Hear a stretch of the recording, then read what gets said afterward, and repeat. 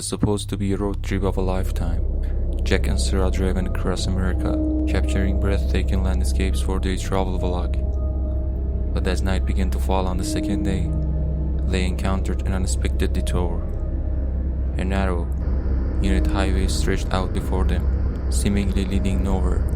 Despite their initial reservation, they decided to follow it, hoping to find a shortcut. Hours passed, the darkness deepening. Their GPS led them further and further from civilization. Suddenly, Sarah gasped, pointing to a figure standing by the side of the road. As they drew closer, Jack realized it was a woman in a line coat, beckoning them to a stop. He hesitated, but Sarah urged him forward. After a while, the woman disappeared, and only a book was left in the car. When they opened the book, they discovered a cryptic message scrawled inside. On the first page of the book it was written to continue on your way. Sarah, that ever the thrill-seeker, insisted they continue following the highway. Finally, Jack reluctantly agreed. As the hours ticked by, the message in the book became more ominous. They spoke of a place called Urbis and warned of those who never leave. In this moment, Jack tried to turn back, but the car refused to budge. It was as if some unseen force held them captive. Sarah screamed when Jack realized that the book's writing were true, and they were getting close to Urbis. In this moment, the car sputtered as they plunged in total darkness. When the police found Jack's abandoned vehicle days later, it was parked on the side of a normal highway, but the GPS showed that they traveled over 500 miles in less than 24 hours. There was no sign of Jack and Sarah, only the passenger side window, covered in a message scrawled in blood. "We're home now." Deep in the frozen, a group of friends stumbled upon an abandoned cabin, exhausted from hiking through knee-deep snow. They eagerly entered the cabin, hoping to find shelter and warmth. They made a fire using the wood from the cabin, but as night fell, they realized that they were not alone. At first, it was just whispers. These whispers began to echo in the estuary mirror. Then footsteps creaked outside, heavy and deliberate. The group huddled together, trying to stay quiet. Suddenly a strange face appeared in the doorway.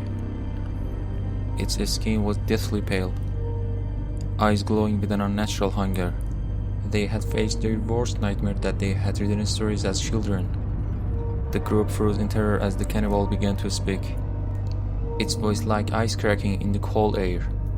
He said, "We've been waiting. We've been waiting for so long."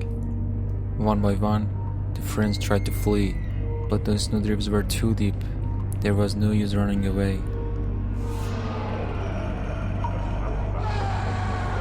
Finally, the cannibals trapped all the girls and boys in their store, and they were taken to the place where others were waiting. As the screams echoed across the frozen landscape, the cannibals feasted on their prey. When they finished, they buried the remains beneath the snow, covering themselves in blood, and then they waited again, ready to strike at the next unsuspecting travelers who dread to venture into their snowy domain. On a dark and cold winter night, Emma, who was eager to visit her parents for the weekend, started driving. While she was driving, she saw a woman on the side of the road. Emma stopped her car to help the woman and asked the woman, "You need help or ride?" The woman immediately got into Emma's car. As they drove through the snowy landscape, Emma couldn't shake off the feeling that something was wrong. Emily seemed to know exactly where they were going. Suddenly, Emily's phone rang. She answered, her voice dropping to a whisper, "Yes, I'm on a schedule." Then she turned to Emma with a sinister grin. "We're almost there." When they arrived at Emily's house, Emma saw many cars of girls who were trapped like her. In this moment, Emma's heartbeat was very high. She realized her mistake. She tried to open the doors and threw herself out the car, but Emily had already locked the doors. Emma tried to scream, but no one couldn't hear her. As darkness fell, Emma found herself into an isolated cabin deep in the woods. Emily forced her inside, revealing a room filled with photographs of women, all smiling and happy. Emma realized she wasn't alone.